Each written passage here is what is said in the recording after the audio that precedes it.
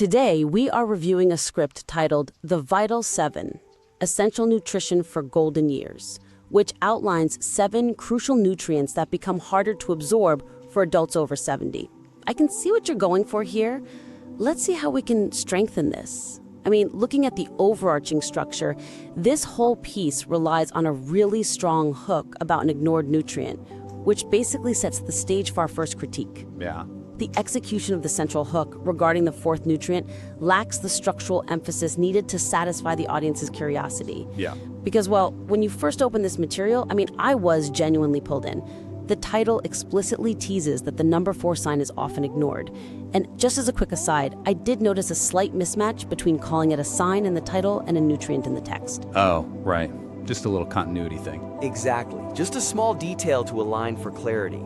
But, moving past that, the introduction does this really fantastic job of building suspense around this hidden deficiency. It creates this itch the reader desperately wants to scratch.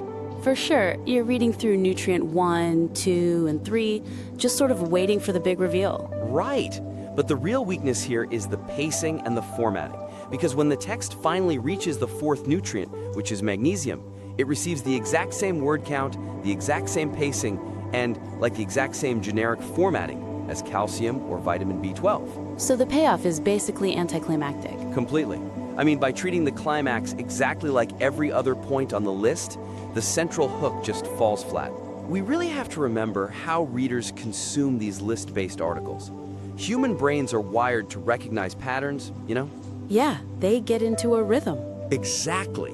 By the time they hit item number 3, they've unconsciously learned the rhythm of your formatting. They know to read the bold header, skim the first sentence, and then just move on. So if item 4 looks exactly like item 3, their brain tells them it holds the exact same weight, regardless of what the introduction promised. It's like watching a mystery movie where the big twist is revealed in a monotone voice and then we just immediately move on to the next scene without letting the audience process it. We need that spotlight. Yes, I love that analogy. You wouldn't direct a film that way, and you really shouldn't direct a reader's attention that way either. Is the connection between the hook and the payoff fully established in the material, or is that an area to potentially bolster? Right, because the connection is there in theory, but structurally it's abandoned. Exactly. So the suggestion here is to fundamentally redesign the structure of the piece to make nutrient number 4 the undisputed climax. The writer needs to intentionally break the list's rhythm to explain exactly why this specific nutrient is so widely overlooked. Okay, but how do we practically do that without it feeling, jarring? What are some concrete examples of breaking that rhythm? Well, first, we can introduce a clear conversational pause or a structural break right before number 4. So instead of just rolling from the 3rd nutrient is calcium right into number 4, magnesium, we need a transition that signals we've arrived at the destination. Oh, so like a standalone sentence? Yeah, exactly. Maybe even italicized for visual differentiation. Something like, this brings us to the nutrient we mentioned earlier, the one most often ignored. I like that. It forces the reader to stop scanning and start actually reading deeply again. It visually interrupts their skimming pattern. Precisely. You are physically forcing their eye to stop. And then the second concrete way to do this is to dedicate an extra paragraph exclusively to magnesium that explains the why behind the hook. Because right now, the current draft just mentions that low magnesium is linked with muscle cramps and poor sleep, right? Right, but we need to explain why it's actually ignored, because that was the promise of the title. For instance, the writer could note that standard routine checkups, like standard blood panels, might not always highlight a magnesium deficiency, because they only measure serum magnesium. Wait, really? Yeah, serum magnesium doesn't always accurately reflect the intracellular levels, so doctors might just completely miss it. Wow, that adds this whole layer of medical intrigue. Doesn't it? Or, if they don't want to get quite that clinical, they could explain that the symptoms themselves, poor sleep, slight fatigue, muscle cramps, are just so common that they're too easily dismissed by society as normal aging. Right, it's just getting old. Exactly. If you explain why it's a blind spot, you actually satisfy the reader's curiosity. Yeah, making the payoff incredibly satisfying. And, thinking about the reader's experience with that magnesium reveal actually brings me to another point. The writer sets up this great premise, but then when it comes to the practical delivery of the advice, like telling the reader what to actually eat, it feels like there's a disconnect.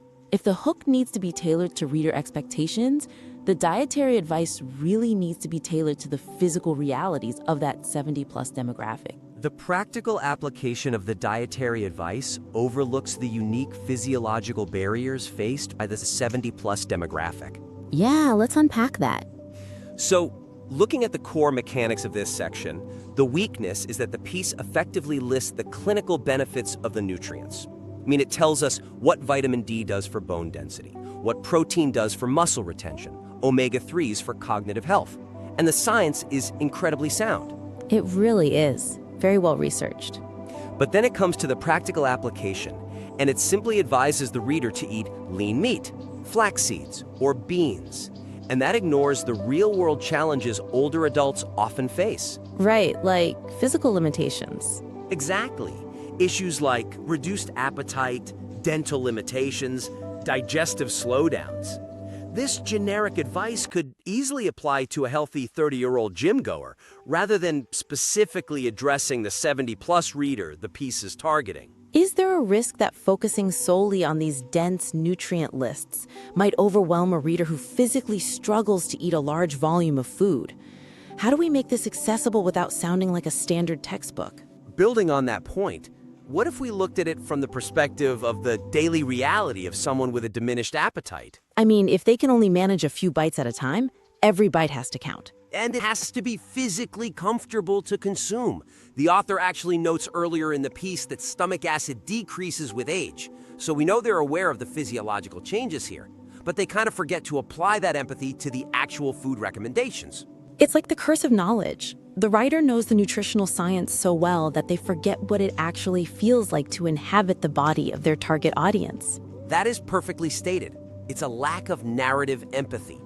So my suggestion to fix this is to elevate the practical utility of the piece by pairing those standard food lists with age-specific, realistic consumption strategies. Strategies that intentionally bypass those physical limitations. Moving from just telling them what to eat to showing them how to eat it? Exactly. Showing them how it actually fits their specific life. Okay, let's look closely at some concrete examples of injecting that empathy. How do they actually rewrite this? Let's take omega-3s. Right now, the draft just lists flax seeds or walnuts. But imagine having sensitive gums, dental implants, or, a slower digestive tract. Oh yeah, dry walnuts would be a nightmare. Right. Dry walnuts and coarse flax seeds are incredibly tough to chew and hard to digest. So instead of just listing the raw ingredient, the writer should suggest blending them into softer foods, like a morning yogurt or a fruit smoothie. It's the exact same nutrient, but delivered in a way that respects their physical reality. That's great. It transforms a sterile medical directive into this really empathetic, actionable choice. And what about protein? Because throwing out chicken or meat can also be super tiring to chew for someone with dental issues. Exactly. The goal isn't just protein, it's accessible protein. So a concrete example here would be highlighting easily chewable sources, like slow-cooked lentils. They're soft, easy on the stomach, or flaky white fish that requires minimal mechanical effort to break down. Foods that don't feel like a chore. Exactly. And another one is potassium. The piece suggests eating a whole avocado with a meal. Which is super filling. Too filling for a senior with a small appetite. So instead, suggest mashing a quarter of an avocado onto a piece of soft, whole grain toast. It becomes this highly nutrient-dense, easily consumable option that doesn't overwhelm their system. I love that it builds immense trust when you acknowledge their physical reality. They're so much more likely to listen to the broader advice, which, transitions us nicely. Because making the advice practical ensures the reader can actually take action. But the final call to action needs to keep them relentlessly focused on the core premise, rather than getting distracted at the finish line. The conclusion dilutes its core message by pivoting to a generalized list of healthy aging tips, rather than reinforcing the vital importance of the specific nutrients. I feel like we see this all the time. Oh, constantly in health and wellness writing. The weakness here is that the writer spends their entire word count building a highly specific, focused case about 7 vital nutrients. They meticulously argue that these dietary gaps are the culprits behind physical decline. Right. But then we hit the closing paragraph, and abruptly they lump in advice about regular physical activity, quality sleep, staying hydrated, and routine medical checkups. Just the standard wellness laundry list. Exactly. And this sudden introduction of a generic laundry list diffuses the reader's focus. It completely softens the impact of the entire nutritional thesis they just established. It's as if a highly specialized mechanic expertly tunes your engine, but then spends the last 5 minutes of your time telling you to make sure you wash your car and check the mirrors. We lose the specialized value of the advice. That is spot on. You wouldn't pay a mechanic a premium just to be told to use your turn signal, right? It devalues the specialized interaction. And the writer is doing the exact same thing to their own expertise here. I get why they do it, though. They're afraid of leaving something out. Yeah, they fear being incomplete. They think, well, if I'm writing about healthy aging, I have to mention sleep and exercise, or people will think I don't know about them. Right, it's the classic kitchen sink approach to a conclusion. That makes sense. But could the evidence also support a different conclusion, like a highly specific, nutrition-focused sign-off? We have to remember the recency effect in psychology. Meaning the last thing they read sticks with them the most. Exactly. If the final echo in their mind is a generic, make sure to drink water and get some sleep, they've completely forgotten the urgency around magnesium and B12 that the writer works so hard to build. So what's the suggestion? Do we just take a red pen and cross out that whole last paragraph? Pretty much. The suggestion is to ruthlessly strip away all that generic, healthy lifestyle advice. Just cut it. And instead, tightly anchor the closing thought back to the opening premise, challenging the myth of normal aging exclusively through these specific nutritional gaps. So keep them laser focused on the plate. What are some concrete examples of how to rewrite that ending so it lands with some actual punch? Well, rather than trailing off into general tips, you want to end with a highly targeted, empowering prompt. So, for example, next time you feel fatigue or weakness, before accepting it as just another part of getting older, look at your plate and ask if you're hitting your vital 7. Oh, wow. That is incredibly punchy. Right? It puts the agency right back in the reader's hands, specifically regarding their diet. It connects the physical symptom, like the fatigue, directly back to the thesis of the article. Exactly. It makes the premise actionable in their daily life.